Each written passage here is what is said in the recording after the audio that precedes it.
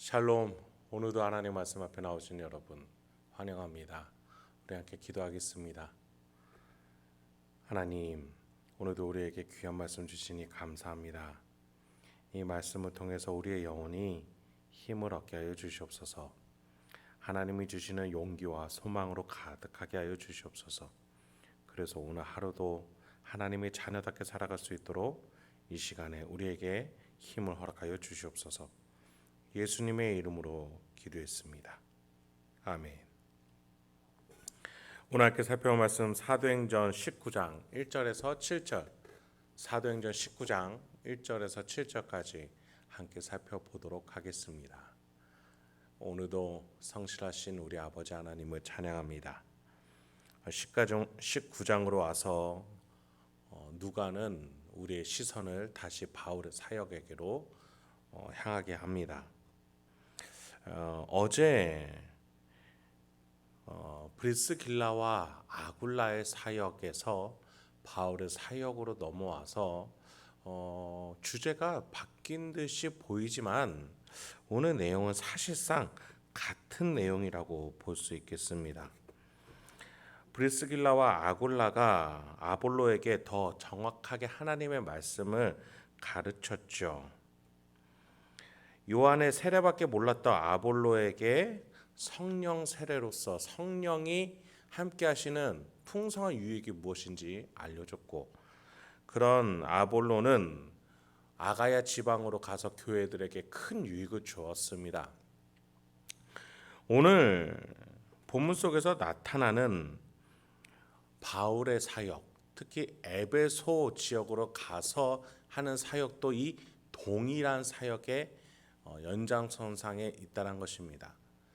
네, 사도행전은 인물 중심이 아니라 하나님의 복음이, 또 성령 하나님의 역사가 어떻게 흘러가는지를 우리에게 보여주는 책입니다.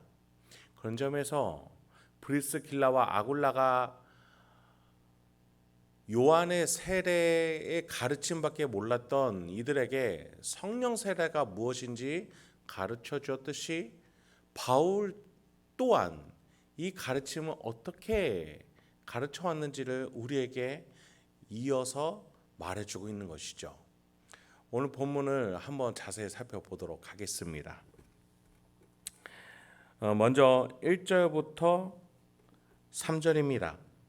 아볼로가 고린도에 있을 때에 바울이 윗지방으로 다녀 에베소에 와서 어떤 제자들을 만나 이르되 너희가 믿을 때에 성령을 받았느냐? 이르되 아니라 우리는 성령의 계심도 듣지 못하였노라.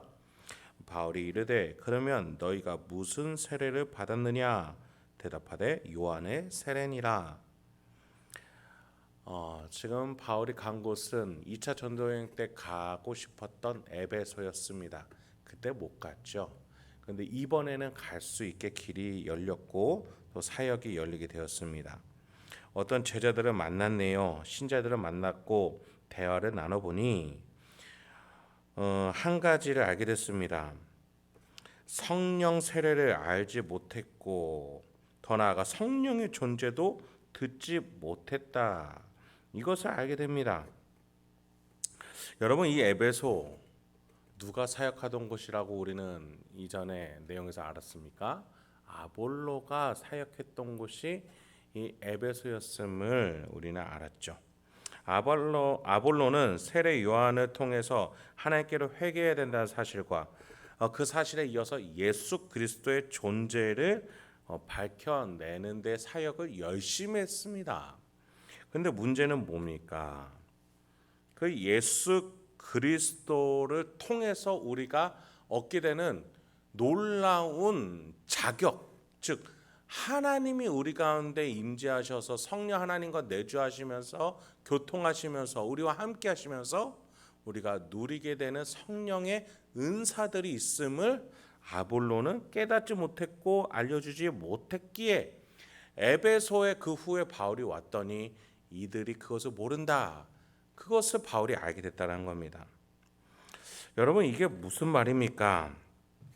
우리가 예수를 믿으면 자연스럽게 성령 하나님이 우리 가운데 함께 계십니다. 우리가 죄를 회개하고 예수를 믿는 그 과정이 성령 하나님의 역사 때문에 가능하기 때문입니다. 그래서 우리가 구원받았다 확신으로 말하기 전부터 성령 하나님은 우리 가운데 역사하고 계시는 것입니다. 그런데 오늘 본문을 보니 이 에베소 사람들은 회개를 했지만 또 예수를 알았지만 성령 하나님의 존재와 성령 세례를 몰랐다라고 말하고 있습니다. 그렇다면 예수 그리스도를 어떻게 믿은 겁니까? 한 인간으로서 또는 제한적인 예수로 믿은 것이지 온전한 하나님의 아들이요 구원자로서 예수를 믿지 않았던 겁니다.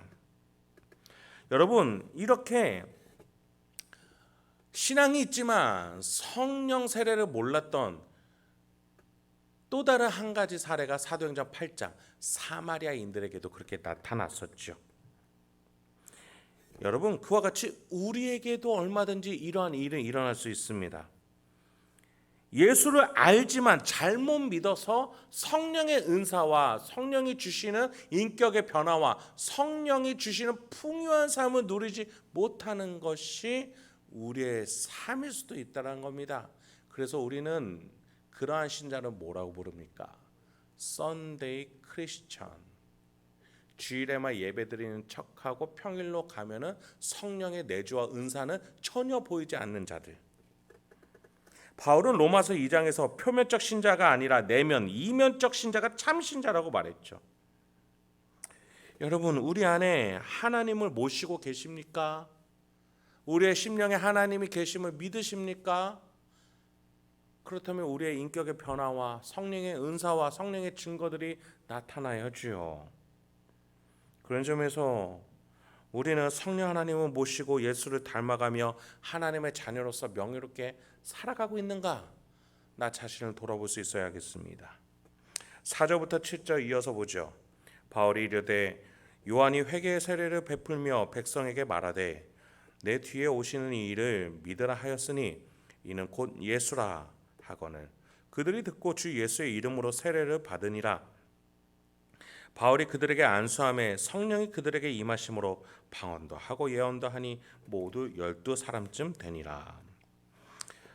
브리스길라와 아굴라가 아볼로에게 더 정확하게 하나님의 말씀을 가르쳐 줬듯이 바울이 더 정확하게 예수에 대해서 말해줍니다. 누구의 말을 빌렸을까요? 세례 요한의 말이었습니다. 세례 요한이 자신의 뒤에 오는 예수를 믿으라라고 말했던 사실을 언급하면서 말이죠. 그러니까 세례 요한이 말했던 회개의 세례가 아니라 그 뒤에 오는 주 예수의 이름, 하나님의 아들의 이름, 이 온 세상의 구원자의 이름으로 세례를 받아서 회개의 세례로는 부족하니 주 예수의 이름으로 예수의 종이자 예수와 한 지체이자 예수와 한 몸이자 하나님의 자녀요 대리자요 청지기가 되라는 그 놀라운 풍요한 길로 바울은 정확하게 제시했던 겁니다. 그들이 그걸 믿으니 예수가 약속했던 성령의 놀라운 은사들이 이들에게 임하기 시작했고 12사람쯤 된다라고 말해주고 있습니다. 여러분, 우리의 신앙은 결코 글자에 가둬지지 않습니다. 하나님의 말씀은 살아 움직여 좌우 날선 검과 같이 우리의 영혼의 골수를 쪼개며 우리의 깊은 것까지도 깨닫고 회개케 하며 변화하게 하는 것이 하나님의 말씀이요 그 뜻이요 그것은 우리에게 살아 움직여 우리를 변화시키는 줄 믿습니다. 그것이 바로 성령의 능력입니다. 그런 점에서 오늘 우리에게 주어진 이 말씀을 통해서 내가 과연 예수 그리스도를 똑바로 믿고 있는지, 내 안에 하나님을 모시고 성령 하나님의 능력과 은사를 추구하고 그 길로 내가 걸어 나가고 있는지 우리 자신을 돌아보기 소망합니다. 갈망하십시오. 바라십시오. 구하십시오. 하나님께서 주시고 우리에게 놀라운 은혜의 풍성한 삶으로 우리를 인도해 주실 줄 믿습니다. 그렇게 오늘 하루도 하나님과 동행하시는 저와 여러분이 되길 소망합니다. 함께 기도하겠습니다. 하나님, 오늘도 우리에게 귀한 말씀 주시니 감사드립니다. 오늘도 이 세상을 살아갈 때에 우리의 이웃들과 동료들과 가족을 만날 때에 하나님의 동행과 하나님이 주시는 은사와 하나님이 주시는 기쁨과 용기와 지혜를 가지고 나갈 수 있도록 주여 우리를 다듬어 주시고 용기를 부어 주시옵소서. 힘을 주시옵소서. 마침내 승리를 주시옵소서. 예수님의 이름으로 기도했습니다. 아멘.